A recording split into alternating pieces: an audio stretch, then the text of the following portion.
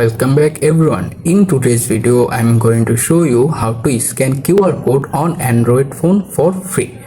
Not be install any third-party app. So let's get started. First of all, unlock your phone, then swipe the top of the screen to open the notification panel, then swipe again to open the quick panel. Here you can see several shortcut icon by tone there. Scroll down a little, find the scan QR code option, tap to open it. After the QR code is open, simply position your camera in the QR code and wait to appear it.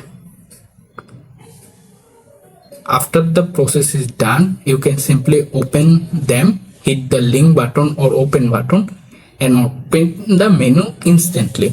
And that's it, how you can easily scan QR code on your Android phone for free. Not be install any third-party app.